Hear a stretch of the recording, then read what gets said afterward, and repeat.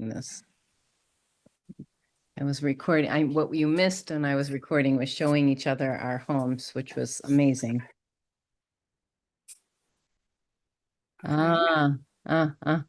Wow. So many books. Pie show. 5. It's great.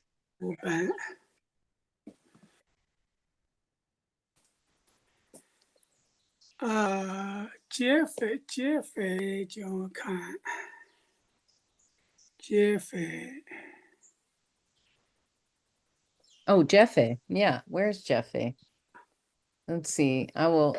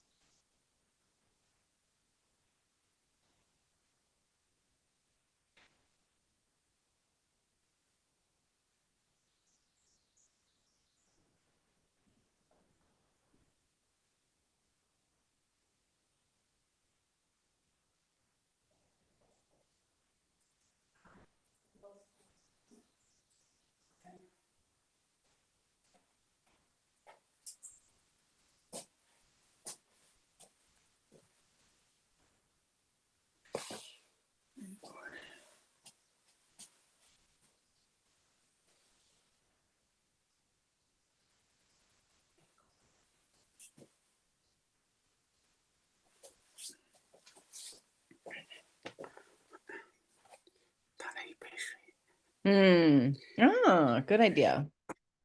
I should get, I will get. Yellow. Oh, yes. Nice. 是有的 The yellow. Yellow. See, University of Southern California. California. Let me see if I have anything else to show you of interest. Oh, no. I don't know. So many things. So many things. Okay, I'll be back too.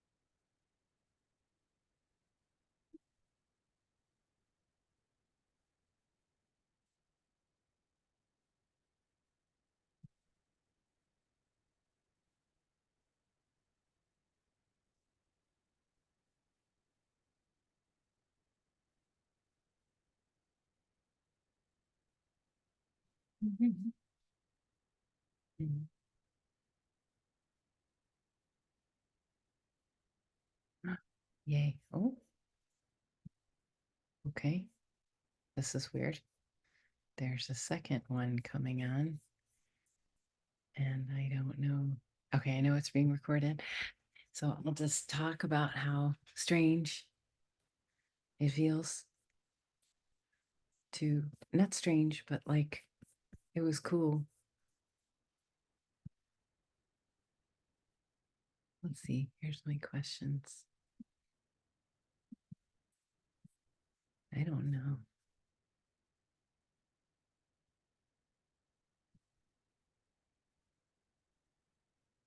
Oh, okay.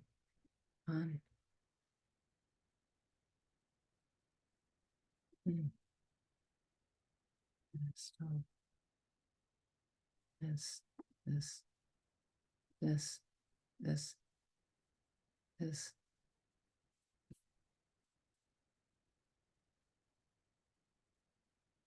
Mm.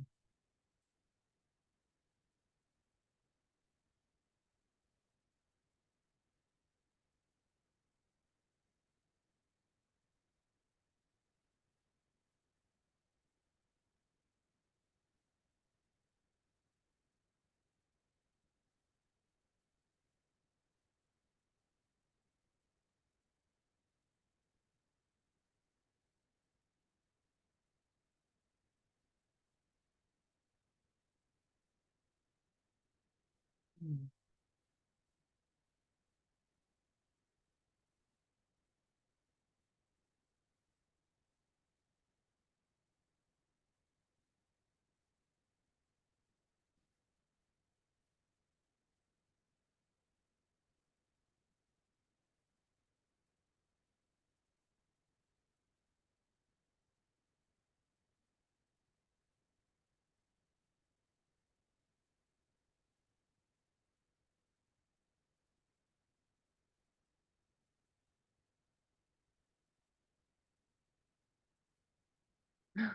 Yay.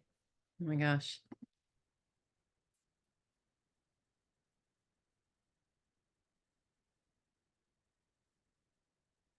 Pie show. Oh, hello. Hi. I'm so glad you're here. Yeah. Nancy, 你听得见吗? I think he's still hooking up his microphone. Yeah, we were on together. We both logged in early. I was logging in to just test it and make it, and then he just popped in and we showed each other our houses, which was really Wow. fun. Oh, Hey, Nancy.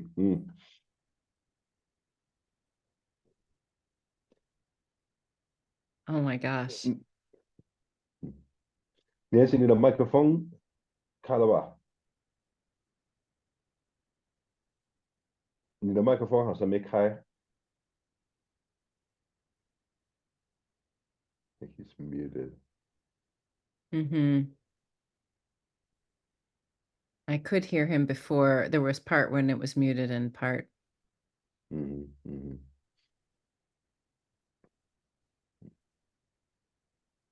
Oh, that's me telling me to start.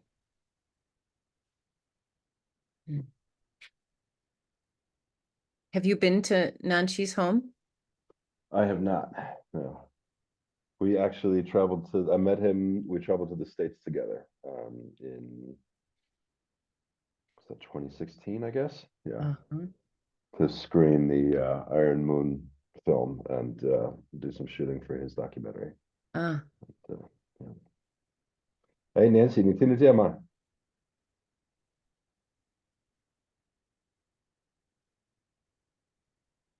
mm. 好几年没见了。对对，很多年不见。I want to know so much, and we have probably not enough time. So I have endless questions for you, Nanshi. Are you ready?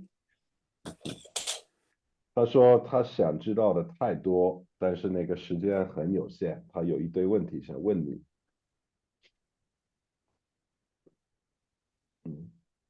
你听得清楚吗？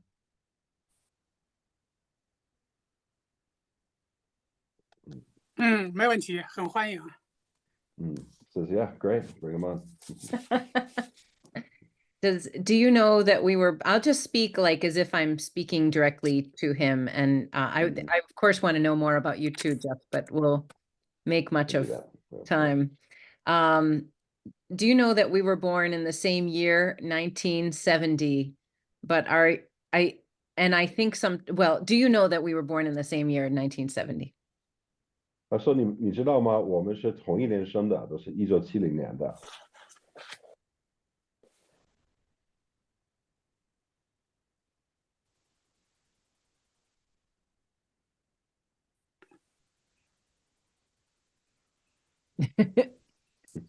杰斐，你的有一点卡。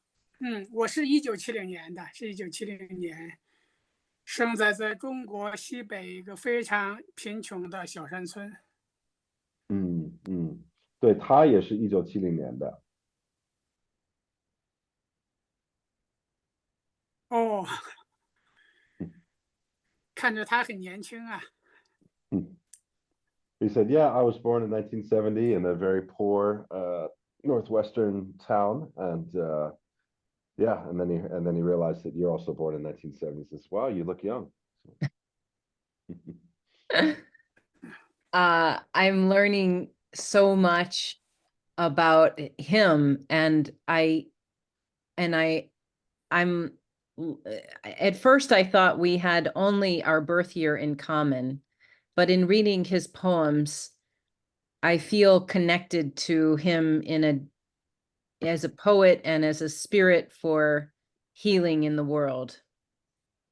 And I want you to know how much healing your poems have brought me into my life. 他说我在想各种办法去了解你的生活，了解你的人生观。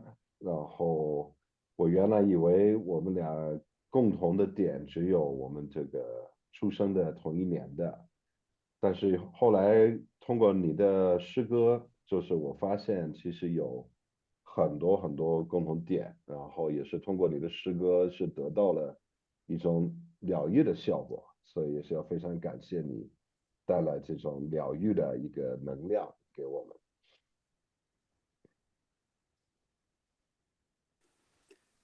非常感谢他做了那么多的工作诗歌翻译是非常很难的一件事情除了了解作品，最好的方式就是要了解作品背后的作者的生活他的人生是什么样的。我觉得他做的非常棒，非常对。He says, "Yeah, well, thank you for all the work, and it's a very hard task, and of course, to really learn about someone's work, it is really important to learn about the life of the person behind them. So Yeah. thank you, and that's a very right way to go about it. So tell me, I have so many questions, but where are you now in relationship to where you used to live and work? It looked very beautiful. And tell me things I don't know about you and your family and how you live right now. 那能不能跟我讲一下你现在的一个状态？就比如说你现在住在哪儿，你的工作情况，然后它跟你之前的情况有一些什么区别？然后你和你家人的是什么样的一个状态？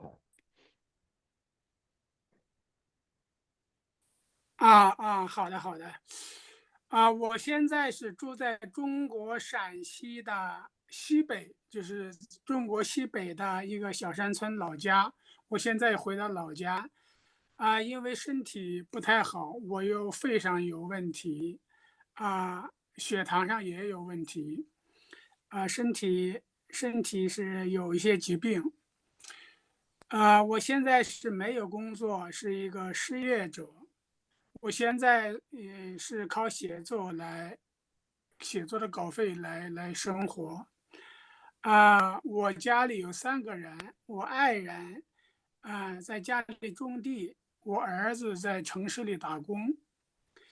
我目前的身体状况还可以，生活可以自理。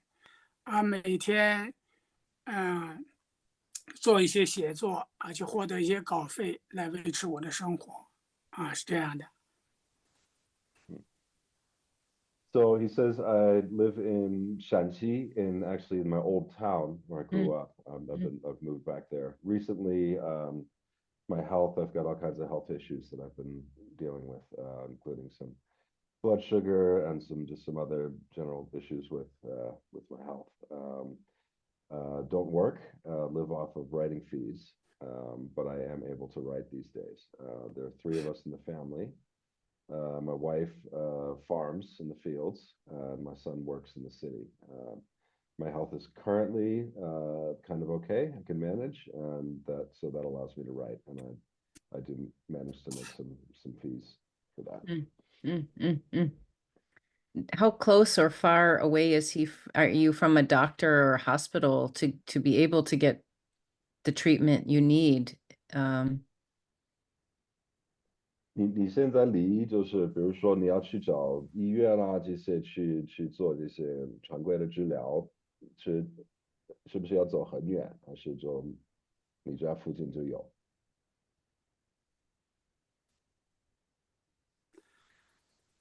我住在一个乡下农村，如果去医院的话是很远，很不方便，所以我的药品我是一次买很多放在家里我每天都要吃这样的药，呃，就是我出行的时候是骑摩托车去县城，去医院，这样。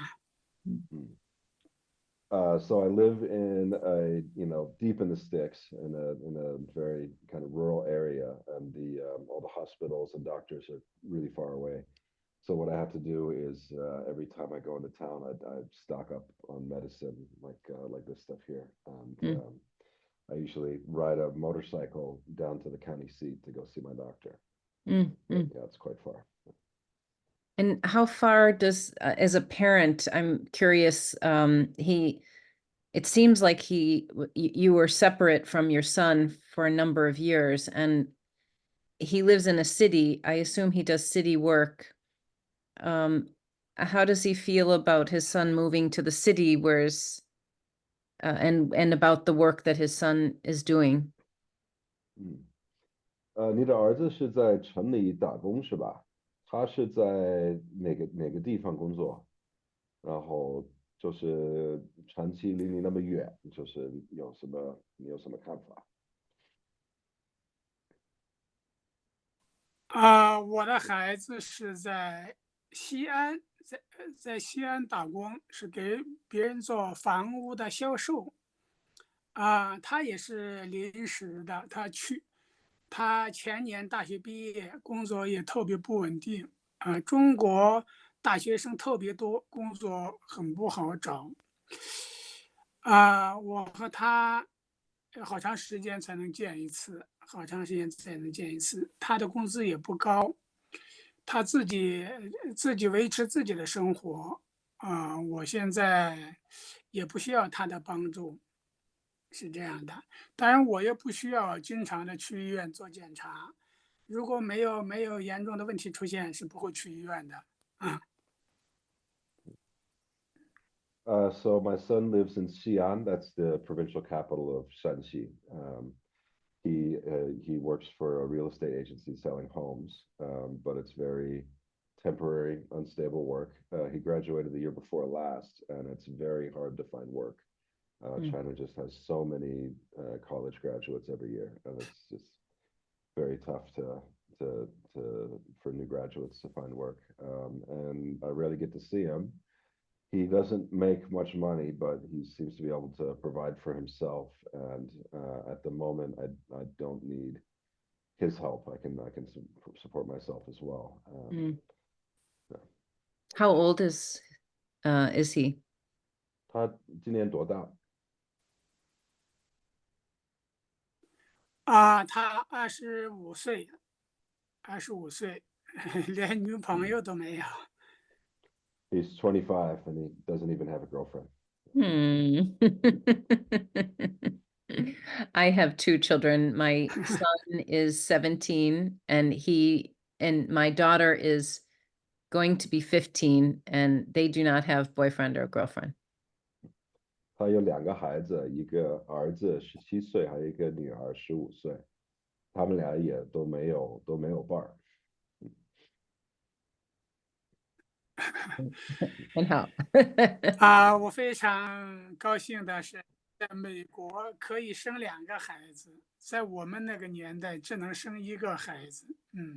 而2个孩子的母亲是很幸福的，2个孩子也会彼此照顾，很幸福。Says, yeah, it's great in America that you can have two kids. In our time in China, we were only allowed to have one kid, and it Mm. must be great.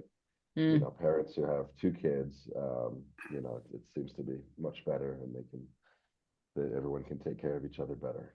Mm, mm, mm, mm.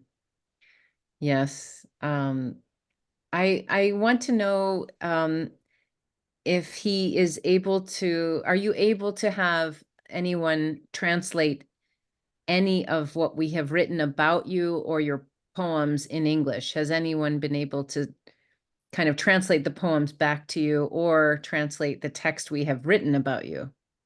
I'm just curious. And does he have any questions about the translation process? 他想知道，就是因为他们不是最近也是翻译过你的一些诗，还有写过一些关于你的东西，就是你有没有机会看到他们做的？就有没有人给你又翻译成中文，让你看到他们写的？然后你有没有什么想问他们的问题？就关于他们的那个翻译方法呀这些。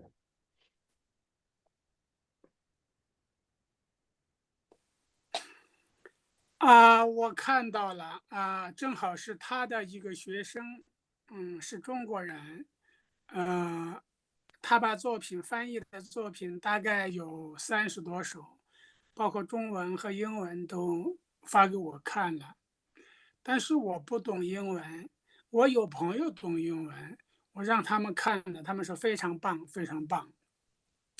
我非常感谢他们在翻译的过程中，啊、克服了很多的困难，因为两个语种不同，翻译诗歌非常艰难，啊、不但是意思也翻译出来，要让它还原成更美的一首诗，这个工作更加难，他们确实付出了很多。我是一个中国特别底层的民间的写作者，是在中国，不必关注的人，但是我的作品在美国得到了，他们的喜欢和翻译，我非常感谢啊。Yeah, so your student sent me a bunch of the materials, including the English the English translations and the publications and the original Chinese you were working from. I can't read it, but I have a couple friends who can read English, and they all say it's great. So thank you very much. And translation is very difficult to first to capture the original meaning and then also to turn it into a beautiful poem in the new language. I'm on really the lowest rungs of society, and in China, a lot of people just don't really pay me any heed. But here I found a new audience, and I'm very grateful for that. Mm. Yeah, I feel your work is so important, and there is a kind of, I don't know, universal spiritual seeking.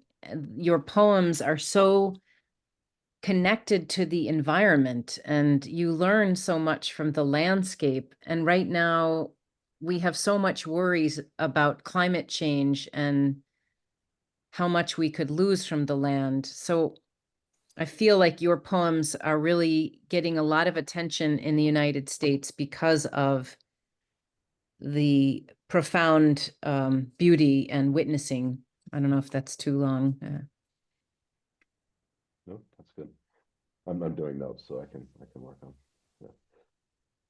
他说，对你的工作，我们都认为就是你做的这些作品，我们认为很重要，因为那个就是我在里边也看到的一种，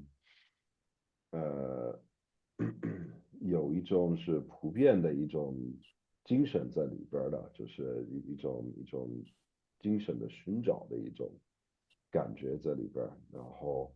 还发现你的很多诗歌就是会关注到这个周边的环境、周边的风景啊、山水啊这些周边的整个环境。然后，因为其实，在西方，在全世界，越来越多的人就开始关注到这些环境问题啊、气候问题，所以那个你这种独特的一种见证，也是会让更多的美国的观众去关注。I'd like to ask if you experience or see any evidence of climate change now in your over your lifetime? Has he noticed things about the differences in temperature or snow or other environmental changes?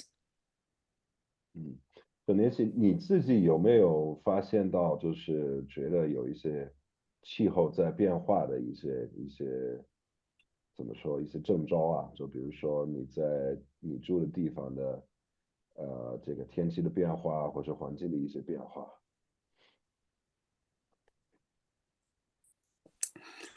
我注意到了，在我老家，在我童年少年时期，冬天很寒冷，有长时间的大雪。但是这几年，每年的大雪就很少了，天气确实是在变暖。有一些物种有一些植物在消失，就我们不知道什么原因在消失。地球确实在变得很复杂，甚至会变得很坏。具体的原因我也不怎么知道。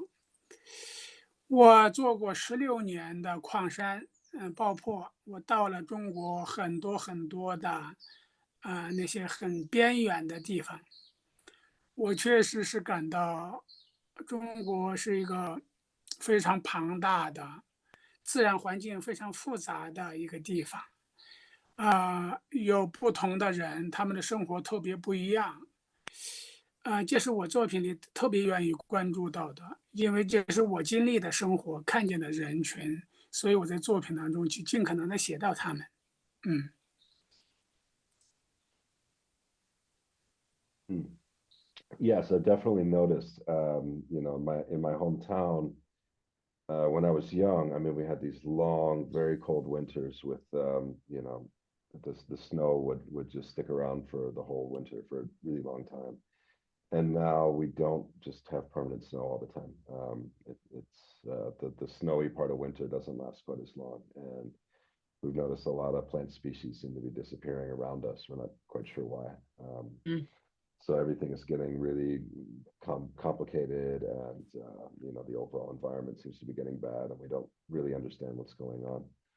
I worked for 16 years as a blaster in the mines, and I would go to a lot of really remote places, and I realized that China is huge and has this very complex environment, and all these people living very different, very complicated, different kinds of lives, and that's something that I love to focus on in my work. Is just all these different lives, the different kinds of people, that I've encountered in my life. Mm. Can he tell me a little about the spiritual background of his childhood and the influence of Buddhism?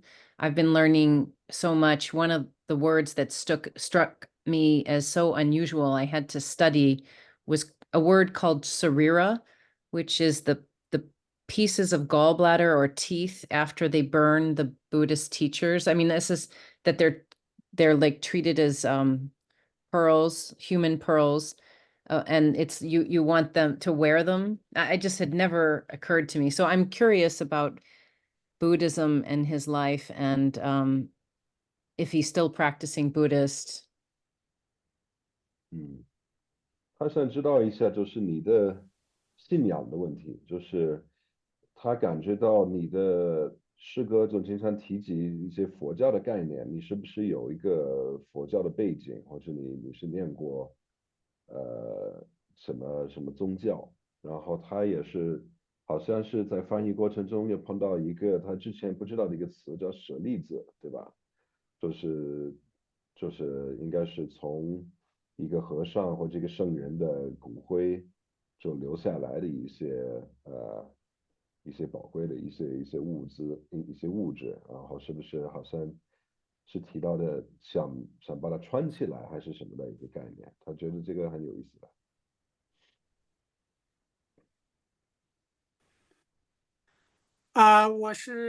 我本人并不信佛，但是中国是中国的佛教在中国很盛行，特别是在农村，很多人是有这样的信仰的。很多人有这样的信仰。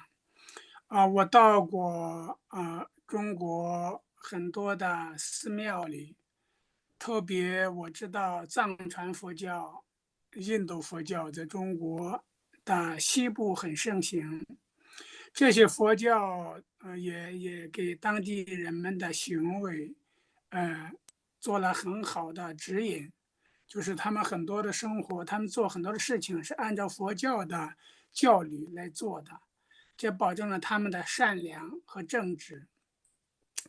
这是我非常喜欢宗教，特别是佛教的原因所在。我也愿意做一个善良正直的一个人。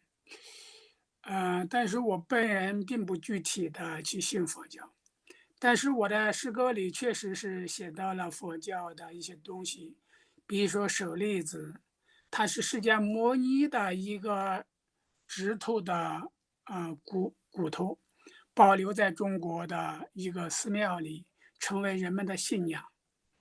啊、这个可能和伊斯兰教或者是别的教不太相同，但是他们的意义是让人变得更加有信仰，更加正直。嗯。So I'm actually not a Buddhist, but it does, Buddhism has these really deep roots in China, especially in rural life. And I've been to many temples in my life, and that we also have in Western China. Tibetan Buddhism is very strong. But in a lot of people's lives, Buddhism is a very good. It's a force for the good. It teaches people to be kind and good. It serves as a really good guide in people's lives. I personally want to be kind of good as well, but I don't have any specific belief. This Sarira, it's called in English. Yeah, the Sarira that he mentions. There's a temple. He saw a temple that has uh, the Sarira as it's a relic of a specific early disciple of the Buddha, and that just found it interesting that that's it's there as it's quite different from other religions. They probably don't have human remains like this, but it really helps kind of strengthen people's faith in that particular area and in China. Mm. Did you grow up with any religion? Were your parents religious? 那你小时候你家庭里边是有什么信仰吗？就是比如说你父母啊，你家里边的。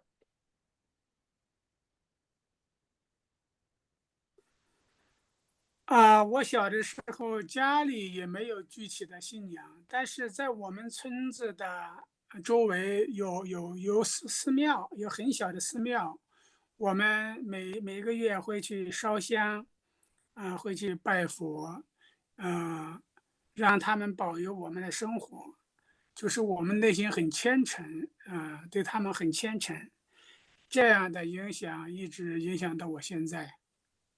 我对很多事我很虔诚。啊。So my family didn't have any specific beliefs, but we do have, these small little temples and shrines kind of scattered around the village in the area. And we would, go and offer incense and prayers for protection and things. And I still do that. Like I still faithfully do that, but I don't really think of myself as being of a specific faith. Mm. Hmm. I wonder if that's connected to our cultures because so many people in the United States identify with a faith, and it is what divides us often in the United States. 我觉得这个可能是一个文化的一个差异，因为像美国很多人他就会就是他的身份认同就会定义在某一个宗教的信仰，然后就是因为这个，他们很多人会导致各种冲突和分离。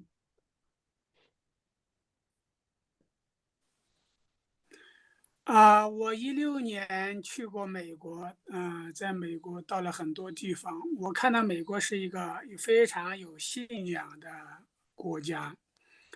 具体的信仰我不是很清楚，但是他们做事非常的认真。啊、是一个对事情非常负责任的一个民族，这是我非常欣赏的。但是在中国，人可能就比较特别复杂，只有在很穷苦的乡村，可能还保留了一些虔诚在。啊。So I went to the US in 2016, and I got a sense that it is a country with a very strong faith. There's a lot of very faithful people there. Not really clear about what those beliefs and faiths are, but it seems that it gives a lot of people a very strong sense of responsibility. And Chinese people, on the other hand, are very complicated, but it may be only in, down in the countryside, in the villages, where you get people who are very kind of pious. Mhm. I was just translating one of your poems with other mind blasters, three men who you started to weep retelling stories from the opera. And I was thinking to myself, how are these laboring men so educated and have such exposure to art and culture? So I want to understand how did this happen in rural provinces that laboring men were filled with experiences of opera and perhaps literature, the things that made him the poet that he is. How does that happen in a poor community? 他说也最近在翻译你的一首诗，就是讲到你和其他的几个爆破工，然后就聊起来一些那个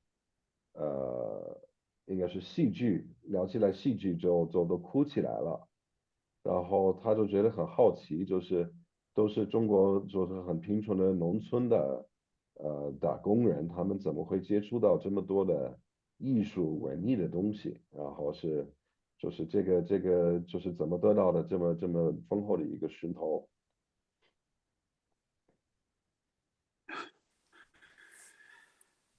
中国的艺术是这样的，是中国真正的艺术是一直在民间，是在乡村，只是后来发展到了我们的主流高层是这样的，但是在中国的民间戏曲一直在流行，并且非常的丰富。我们每一年都会村里组织起来，会唱很多的戏，啊、这些戏、这些故事都深深的影响了我们。像有些戏曲，人特别善良，他们有很多的爱恨这样的情感，一直影响着我们乡村世界的底层的人。这样说吧，其实很多的中国的民间的戏曲，它是在让我们的民间保持一个不变，让我们民间保持原来的本色，这个很重要。我们受民间的艺术戏剧影响，要比受主流的国家的那个戏剧，影响更大。嗯。嗯。So actually, Chinese opera arts began as a folk art among the people in the villages in the countryside, and gradually rose into an art form that became this more mainstream art form. So in the villages, we'd often come together and sing these operas together and enjoy performances together. And there's all these stories and life lessons and lessons about morality and how to conduct your life in there. And these folk operas and this tradition has kept us the same over the ages, kept us true to our roots. And these folk operas for us are much more important than the more mainstream kind of popularized operas that other people know. Mhm. How did you find time to write, and also how did you find the need, not the need, like, yeah, how did you make time? What motivated you to be a poet in those dark circumstances where I can imagine you never had very much time to yourself at all. What pushed you through to keep producing observations through poetry? 他说你是就是在打工的时候，就是你是怎么找到时间去做那么多写作，然后你是怎么找到这种动力，就是能够让你在这么一些也算是很黑暗、很艰苦的情况下，又可以写那么多，又可以关注那么多，然后嗯。我们打工的，一个工队人不多，有时候10个，有时候最多20个，就人群很少。我们打工的地方，差不多都是没有人烟的，非常荒凉的地方，其实非常的孤独，在那里非常的孤独。我们怎么样？我们每天的工作时间大概是8个到10个小时，还有十几个小时的休息时间。这个时间非常的孤独，我就在这个孤独当中去用写作来打发时间，打发我的孤独来让我的孤独消失掉。所以我用写作的办法，用读书的办法来对付这些孤独的时间。其实我也没有想过用写作来去获得什么东西，去获得物质的回报。我觉得对我来说，它就是我对付孤独的一个办法，或者是一个武器。所以我就一直坚持了很多年，一直坚持到现在。没想到它后来成为我，嗯，再也不能去到矿山之后的一个生活来源。所以我从这里来说，我非常感谢矿山那么长又孤独又黑暗的生活。它让我的身体受到很多伤害，但是它也让我看到了很多生活的命运的东西。这些东西后来变成我作品的一部分。啊。So we would working in the mines, we'd had these really small teams. It was like 10 to 20 people, and we would be in these really remote places, and it was just very, very lonely. We would work about 8 to 10 hours a day, and then the rest of the time was just rest time, and it was just very lots of solitude, lots of it was very quiet. And I began writing and reading just to pass the time and to feel less lonely. I never did it for any kind of material return. I never thought it would ever bring any. It was just I saw it as my weapon against the solitude, and that's how I kept at it so long. I never thought it would be able to support me. One day when I could no longer work in the mines, I never thought it would be the thing that I rely on. So I'm very thankful to that dark loneliness of the mines. It hurt me a lot, but it also showed me a lot about life and fate and everything. Mm-mm. What exactly was what are the mines, what are they extracting? Is it one thing and many things? 你在那些矿里边你们在挖一些什么？是挖什么矿产？我从1999年到2015年的16年当中，都是在挖金矿，都是给老板挖金矿。我做的所有工作都是挖金矿。中国的金矿分布非常复杂，都在那些大山里面，在那些非常遥远的大山里面。所以我的工作不停的变动，不停的去去找矿，去挖矿。所以我在16年当中，到了中国非常多的很穷苦的、很边远的地方。啊，在这个当中，我看到了各种不同的自然，也看到了各种不同人群的生活。看到了他们的欢喜，也看到了他们的痛苦。So from 1999 to 2015, for those 16 years, I worked uh, almost exclusively in gold mines. And gold in China has a very complex distribution. It's scattered in these very big mountains that are just scattered all over the place in very, different corners of the country. So I would, over those years, I would travel all over the country, but almost exclusively to very poor, very remote places. So everywhere I went, I would see a very different kind of environment and different ways of life and see the joys and suffering of these very diverse groups of people. Mm. And the other men that he worked with, did you work with men and women? And did you find any other companion poets, or were you largely surrounded by people who passed their lonely time drinking or doing other things other than reading and writing? 所以你在这些团队里边儿，就是你的一些同事啊，你跟你一起工作的，就是全是男的吗？还是也有女人？然后就是你在这么多年工作当中，有没有遇到过其他的会写诗啊，或者会写东西和看书来打发时间的？还是他们其他的是不是就是喝酒啊，或者其他的打发时间的方法？我们的工队差不多都是男的，很少很少，只有一个是煮饭的，给我们做饭的，有时候是女的，但大部分时候也是男的。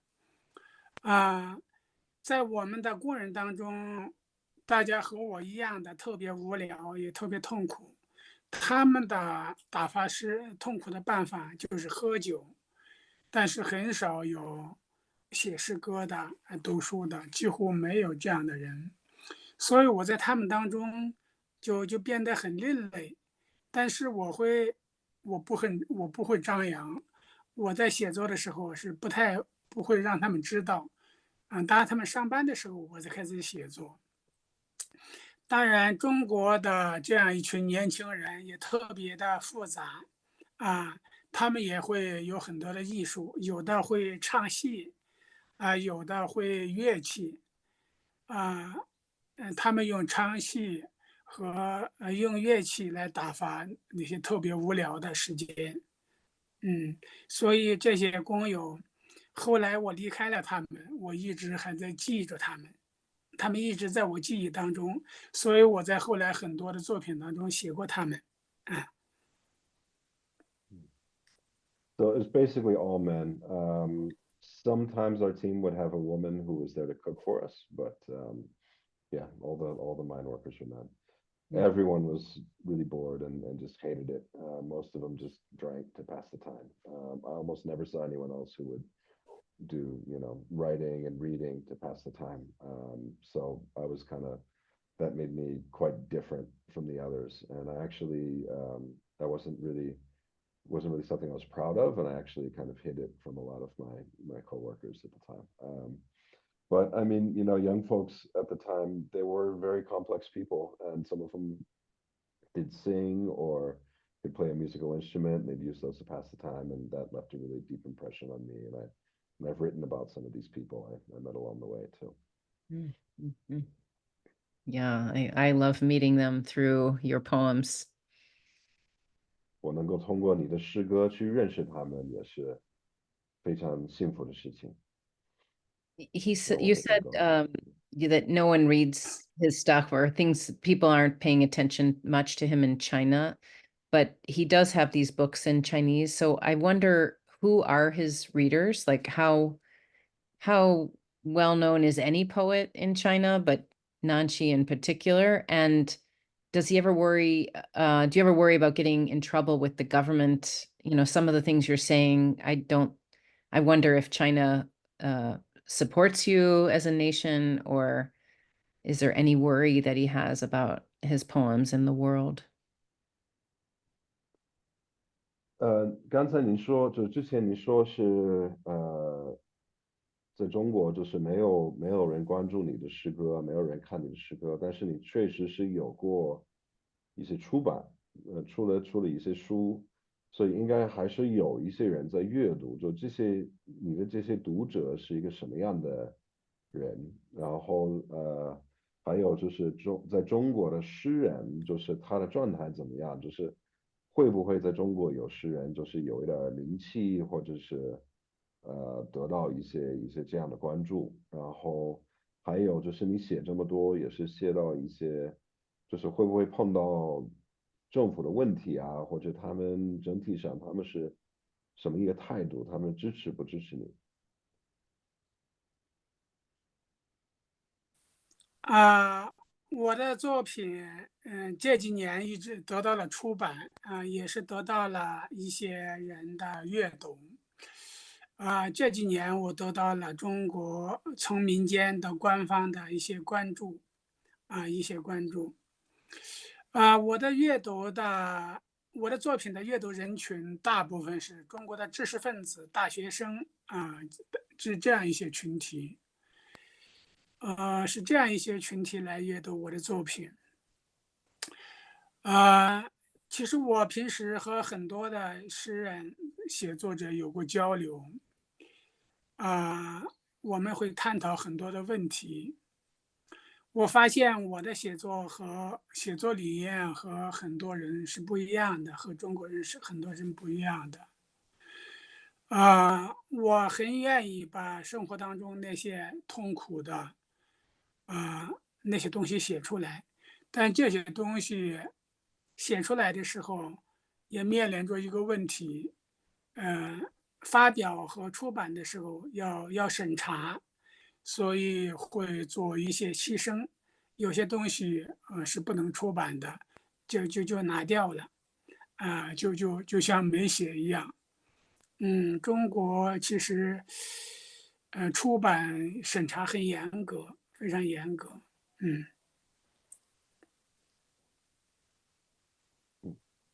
So I have managed to get published, and I do have some readers. I've gotten a bit of attention from some, from ordinary people and even from the government. My readers are mostly intellectuals, college educated people, college students. I do interact with other poets and writers. We talk about a lot of issues, and I realize that my approach is quite different from most of theirs. Because I am willing to write about some bad stuff, some pretty painful things. And but this is at the publishing stage. I do encounter I encounter issues with censorship. The censors do object to some of this, dark, painful stuff, and some of it gets lost in the publishing process. In Chinese publishing, the censorship system is very strict. Mm, mm. If you want, Kuo is my student she's no longer my student. She's now Dr. Zhang, and she's a professor. And if he ever wanted to share new work before it's in a book, we would love to work with any of his poems. I want to ask him if it's okay to ask to be his exclusive or primary translators, that if anyone asks, I just would like to see this project to completion with at least one book. I think we're very, very close, and we have some interest from a press, and I'm excited about that. So I wanted to ask if we could be your exclusive translators, and if you had new work that you wanted to bypass the censors, is it possible he could send poems directly to Kuo, anything new that he's writing? 他说就是你好像跟他原来的学生也是有一些交流，是吧？他是叫什么那个什么郭是吧？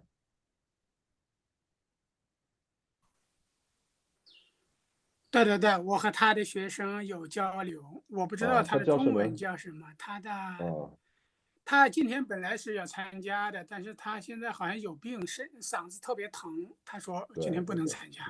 好。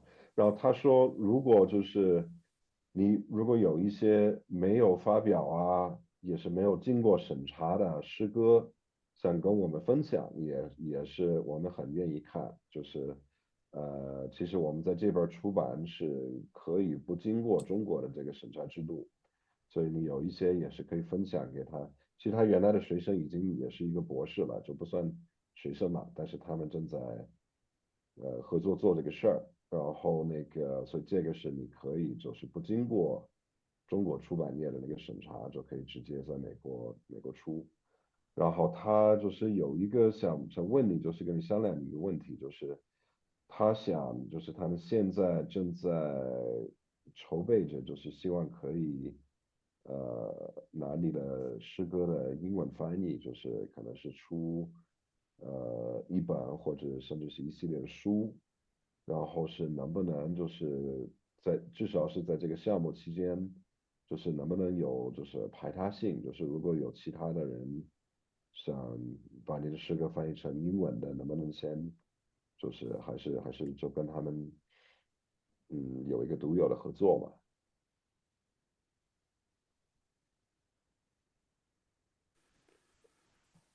我非常喜欢，可以把我的没有发表的作品分享给他们，这个没有问题。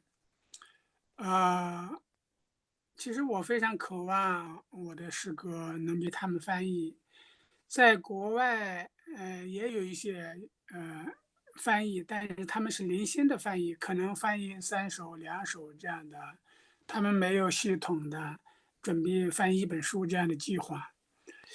啊、我记得法国有一个人，他们说是要翻译我的书，后来这个人身体特别不好，我不知道他现在的情况，这个事情就放下了，也没有再翻译。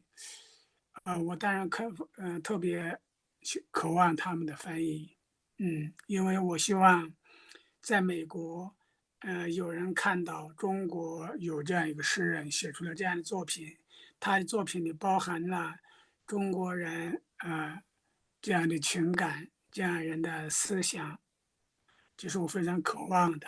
嗯，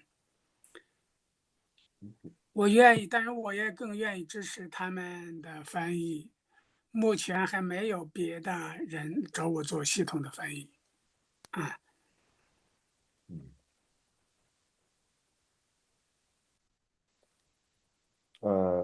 Yeah, so he's really happy to share new unpublished work. He said that'd be great to be able to share that with you without going through the Chinese publishing process first.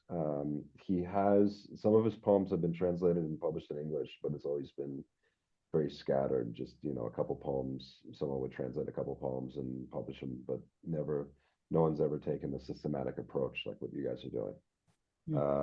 There was one French translator who wanted to publish a book of his work, but he had some health issues and it never quite came through. He's not sure what's going on with that.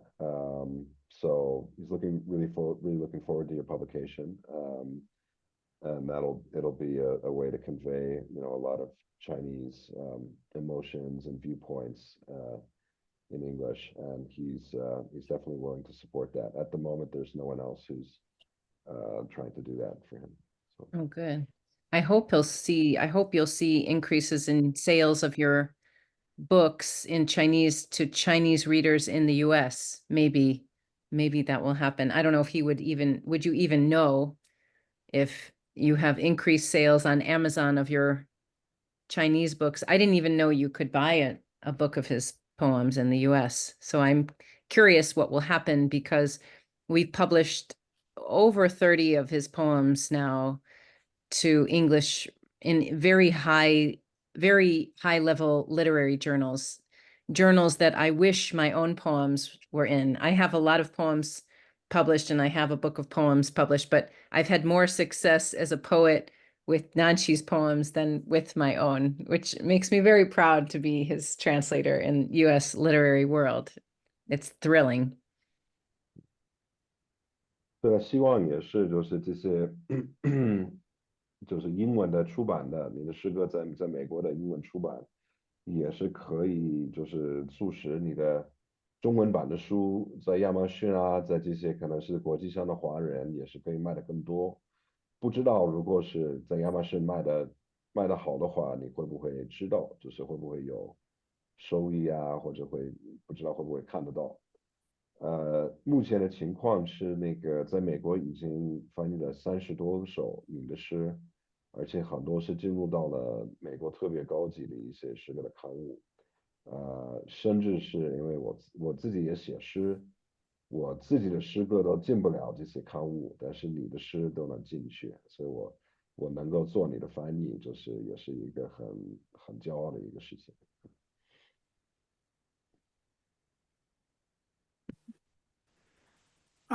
我的书在中国是有一些稿费的，在中国一直有稿费。翻译可能有些书通过亚马逊，在美国的销售有没有稿费，我不知道，可能销量也非常少。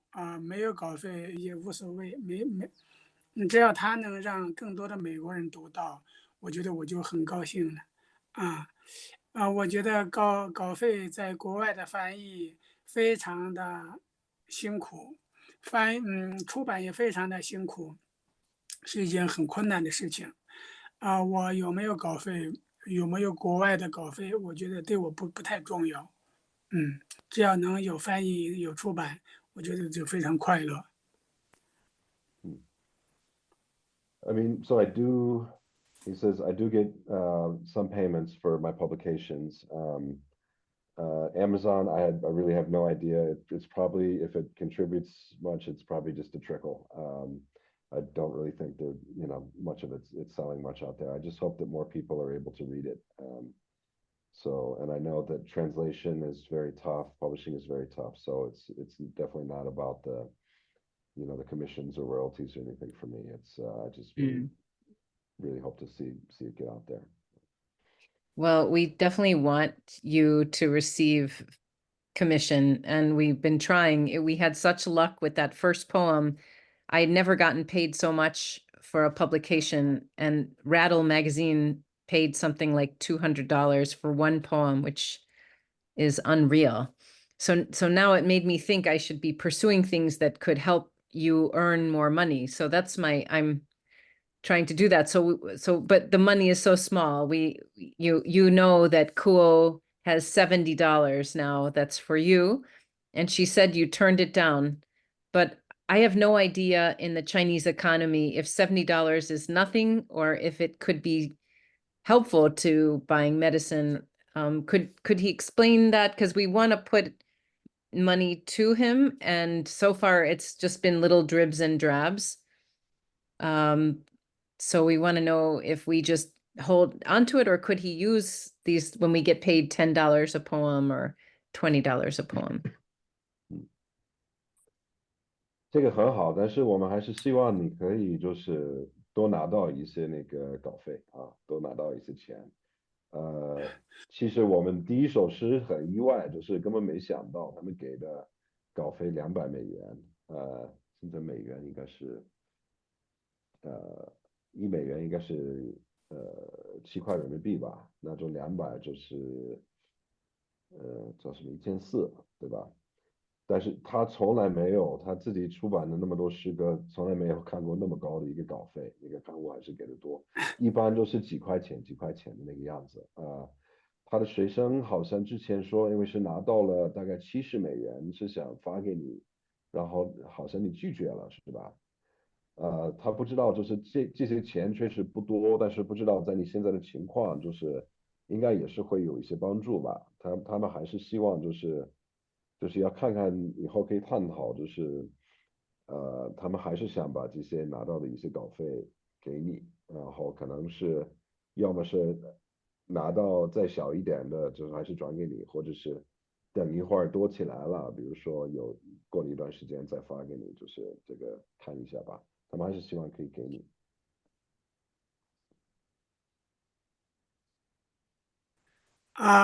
因为我一直这几年一直有稿费的收入，所以我现在的生活还不是很困难，不是很困难。对，他的学生第一次给了我1400元人民币，就很高了。他说现在有2笔加起来有70美元吧的稿费。我说就这个就不用给我了，不用给我了，因为他们在翻译的过程中要做大量的工作，要熬夜，要去做大量的工作，非常辛苦，啊，并且我听说还有的稿子是需要交审稿费的，就是说他们可以把这一些很少的一点稿费，将来如果需要做审稿交审稿费的话，那就交给编辑做审稿费好了。嗯。So he says, I'm doing okay these days. I do manage with the commissions for my publications in China. I am, my overall situation is, my economic situation is all right. So I was also surprised to see that 200 from before. That was more than I was expecting. But yeah, I mean, you know, these little ones, maybe, you know, I wouldn't worry about those. I know that you guys work really hard and it's really tough to do all the translation and the publication. It takes a lot of time and effort. And I also know that some of the publications also require submission fees. So maybe just, you know, put that towards those. And yeah. I'm so happy to see that he can hear. I was just translating a poem about him having to go to the hospital because of an ear or a hearing accident, maybe, or an ear infection. I wasn't sure what the word, if it was an ear infection or it was a hearing disability that happened. Could he tell me about his hearing with all those explosives? How are his ears? 嗯，他原来担心的是怕你听不清楚，因为那个就是你做了那么多年的爆破工，可能对耳朵就是有特别严重的一个破坏。然后那个还有就是好像是有你写过关于有一次是看病是看耳朵的，不知道具体是什么问题。你会不会就是做那么多年的矿工以后，就是那个听力是不是有一些受损？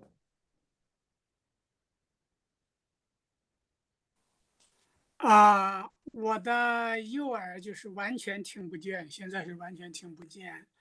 好在左耳还可以。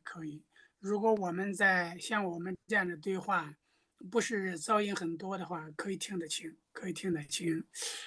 我的颈椎是2015年做过手术，里面放了一个金属的固定物件，还好。我现在，写作的时候我会用手机或者平板电脑写作，而不是，靠笔记本电脑写作。所以我在写作的时候姿势可以自由一些，可以躺着去写。目前还好吧，啊。So yeah, I'm completely deaf in my right ear. My left ear is okay. And I can hear okay, like this kind of conversation. If there's not a lot of background noise, it's no issue. I did have a major neck surgery in 2015. They had to put in some metal bits to help support the neck. Nowadays, I mostly write on my phone or my tablet, which gives me a lot of freedom in my posture. I can lay down when I write, which is a big help. I don't have to sit up on a laptop. Mhm. And I guess our time is probably coming to an end. So I just would like to know an update like this. You mentioned a film. Jeff mentioned a film. I know that you were featured in a film on migrant labor, maybe around the time you came to the United States. But are there any other happenings or events or things that you would like me to know about you or your life, or that could help me know more about you and your life right now? 所以我们的时间可能就进入到尾声了，可能还剩一点点时间吧。但是那个就是刚才也是跟我跟谢飞聊了，就是说好像是就是一个是上过那个纪录片对吧？就是那个叫什么铁月亮是吧？我的诗篇。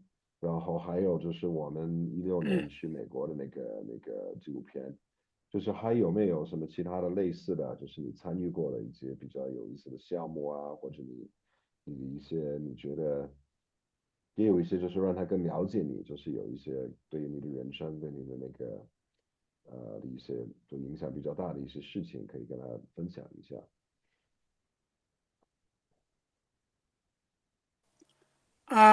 我目前没有别的这个纪录片，可能网上有一些视频，我可以发给他的学生，让他来看到，啊、就是关于我这几年的一些生活情况，是有一些我可以找到一些视频这些东西，我可以给他的学生让他看到，啊、就是他有任何问题都随时可以问我，我特别喜欢，愿意来回答。嗯。Yeah, so there haven't been any other films recently. There are, there was the documentaries that you mentioned. I can send you some what I know about those too. But there've been a few videos and interviews and things. I'll send links to Quo and yeah. But any questions you have, anytime you want to chat, like I'm definitely open. I'd love to share anything and help you get to know me better. So definitely open to that. Yeah. It's been so great that you respond so quickly because Cool will translate a poem and then I'll have to ask questions because I don't understand what you mean or what she means in her English translation. And sometimes she asks you a question and realizes that she got your meaning all wrong. So please forgive us when sometimes we're going to be getting it wrong, maybe sometimes terribly wrong. If somebody else who's bilingual reads one of our translations and tells you how terrible it is, you must let us know, please. 也是要感谢你，就是每一次你都会特别及时的回答我们的各种问题，然后我们有时候会发现，就是会碰到一个比较难的，然后也是问他的学生，然后还是有点搞不明白，然后又问你，然后突然发现，就是原来他们俩的理解就完全是不对的，也会发现很多新的事情，然后所以谢谢你的理解和支持，然后也有就是如果以后有人在看我们的翻译，跟你说这个翻译不好啊什么的，请你谅解啊。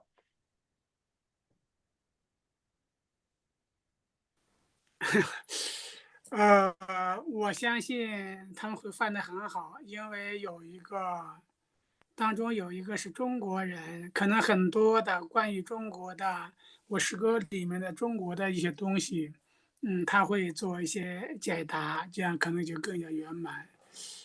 两个人的翻译，我觉得是特别好的一个状况啊，特别好的一个方法，没问题。我觉得就是翻译就好了啊。所有的翻译是非常困难的一件事情，特别是诗歌，这个要付出非常多的精力啊。我非常感谢他们，嗯。I trust you guys. I trust that the translations are really good, and you have Quo, you have a Chinese person you're working with who can understand a lot of the cultural references in the background. I think this approach of having two translators is a very good approach, and yeah, so translation is really tough, and I'm very grateful and thankful for that. So I'm so grateful. As a poet, it's your poems are helping me think more deeply and more globally than I think I was able to do before meeting your work. So I'm very, very grateful for this whole experience. Thank you so much. Do you have any question left for me before we say goodnight? 他说也是要感谢你，他作为一个诗人，就是翻译你的诗的这个过程，可以让他就是得到一个更广的一个甚至是一个全球的一个视野，又可以就是反过来思考他自己的写作。那我们最后你有没有什么问题想问我们的？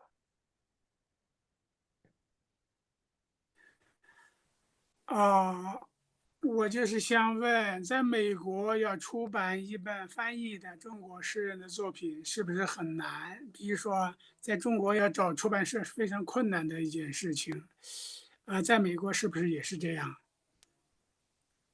So my main question, in China, it's always very hard to find a publisher to publish poetry.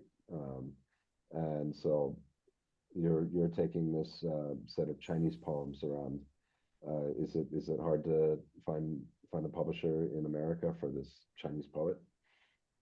It's hard for any poet to get published in the United States. It's very, very tough to get a first book, let alone a second or a third.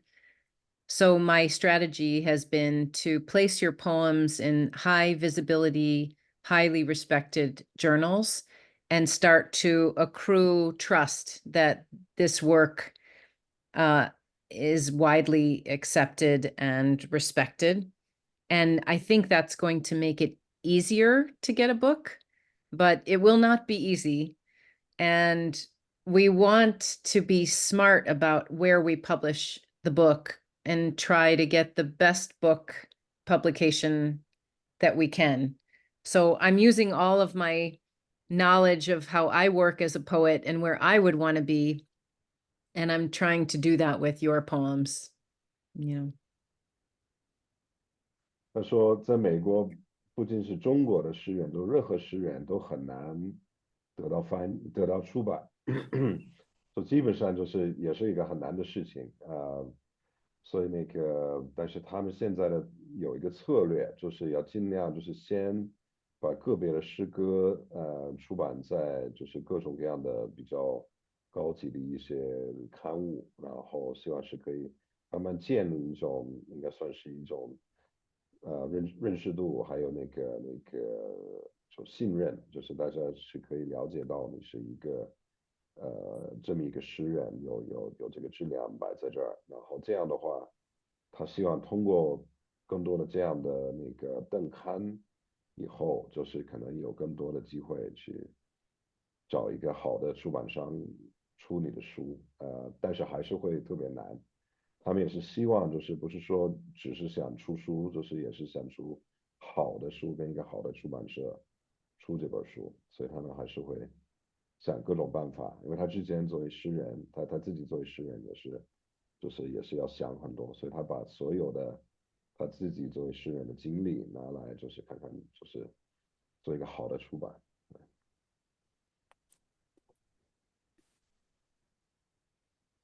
So in closing, 我也看到了他们一直在这样做，就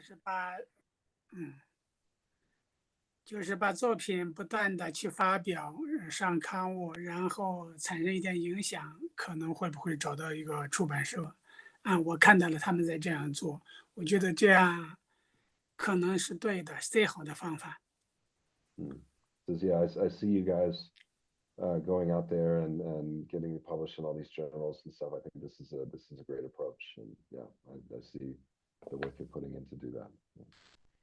it makes me so happy. I just am really happy to meet you. I feel like I know you so well because I'm living some of your life through the book Records of Explosion and more of your more recent life through your second book.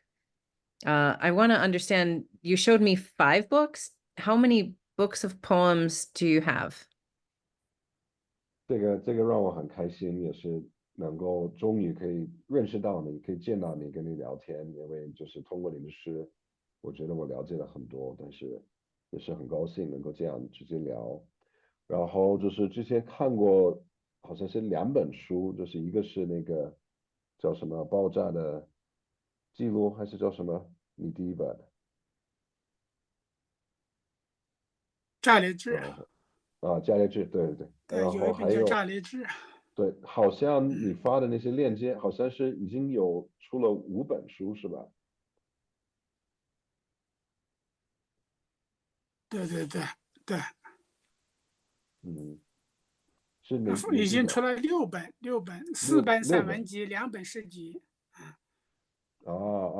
对 So 的。he's published 6 books now, 2 poetry collections. The other 4 are essays. Ah, cool. Oh, wow.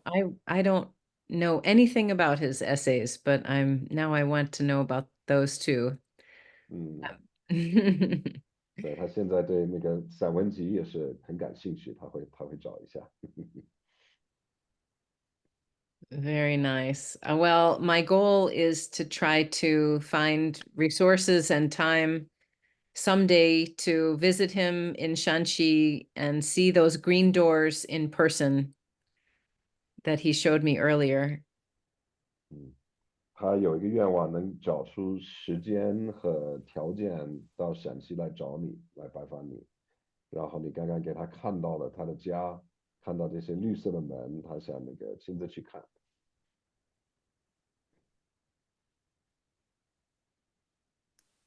非常欢迎，非常欢迎。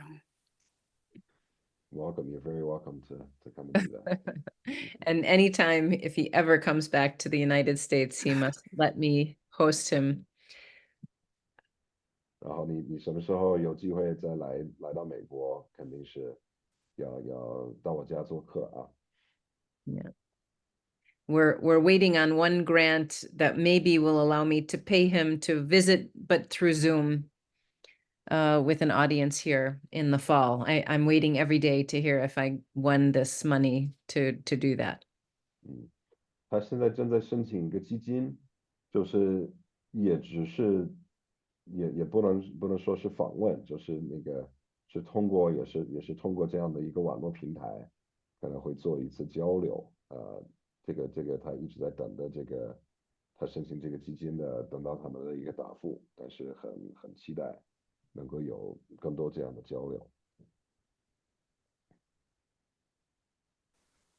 我也特别喜欢有这样的交流。我发现，美国在100年前，我不知道具体的时间，是美国的大开发和大铁路建设的时代，和中国90年代这个时期走过的路是一模一样的。所以我在16年在美国的交流，其实美国人很感兴趣，对我的作品都很感兴趣。我还是真的很喜欢这种交流。Yeah, I love these kinds of exchanges. And I realized it was probably about, a century ago in America, the whole era of building the railroads and the big American industrialization. There's a lot of parallels with the process of industrialization and market reforms that China went through in the 90s. And so found a lot of resonance in America. There was a lot of interest. People had all kinds of interest in my work and what we were doing. So I'm looking forward to more of those exchanges. Same. And I want to thank Jeff for your amazing translation skills and time, and thank Nanchi for his time and tour around his beautiful home and his smile. And it's just so nice to finally meet you. Thank you. 他说，谢谢我的翻译，然后谢谢你年起就是跟我们分享那么多和跟我们那么多时间，还给我看了你的房子，然后就是很高兴能够终于跟你见个面，跟你聊的，特别高兴，特别感谢。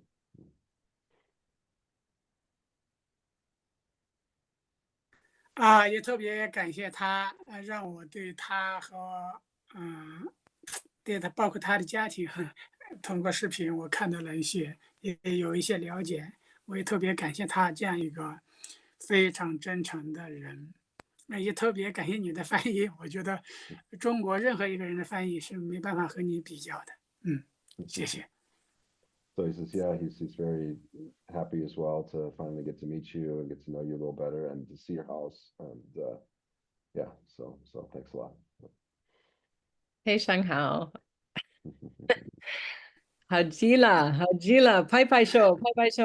That's all I got. 再见。好，那就到这儿了啊。